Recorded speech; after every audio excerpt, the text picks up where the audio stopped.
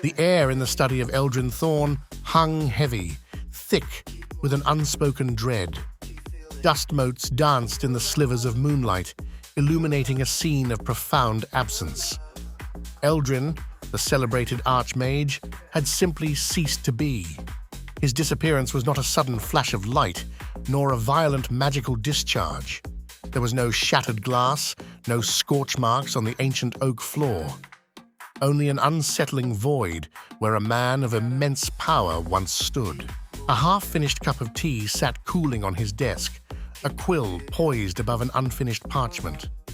It was as if he had merely stepped away for a moment, yet the chill in the room spoke of an eternity. The silence was the most unnerving aspect, a profound quiet that swallowed all sound. The initial inquiries yielded nothing but confusion. Seasoned mages, accustomed to the unpredictable nature of high magic, found themselves baffled. The residual energies were unlike anything documented in the annals of arcane lore.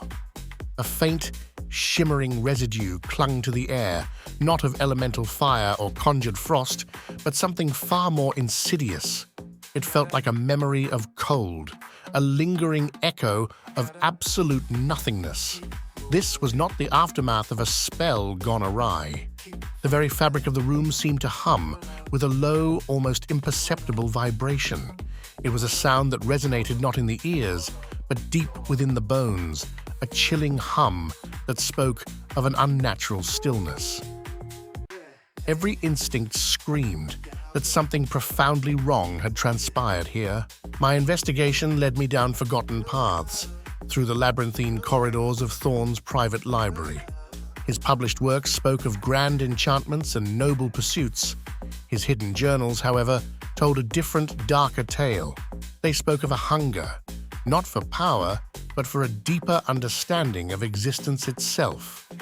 Thorne had been obsessed with the concept of uncreation, the ability to unravel the very threads of reality. He sought to touch the void beyond the veil. His later entries grew increasingly erratic, filled with cryptic symbols and desperate pleas. He wrote of a whispering darkness that offered ultimate knowledge, but demanded an ultimate price. The magic he wielded was not his own. The truth, when it finally revealed itself, was far more terrifying than any spell. Eldrin Thorne had not been a master of magic, but a conduit. He had tapped into something ancient, something that consumed rather than created. The shimmering residue was not magical energy, but the faint, lingering essence of Thorne himself. He hadn't vanished. He had been absorbed. The whispering darkness was not a metaphor, but a parasitic entity. It fed on the life force of those who sought its forbidden knowledge, leaving behind only an empty space. Eldrin Thorne was not the victim of a magical attack, but the final willing sacrifice in a pact he could not comprehend.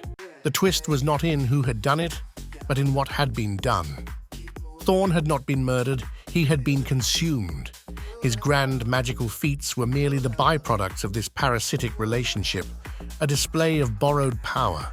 The entity, now sated, lay dormant, waiting for its next ambitious seeker. The true horror was not the disappearance of a wizard, but the revelation that magic itself could be a deceptive lure, a path to utter annihilation. The silence in Thorne's study was no longer just an absence. It was the profound quiet of a predator, patiently awaiting its next meal. And the world, oblivious, continued to seek the forbidden knowledge that lay just beyond the veil.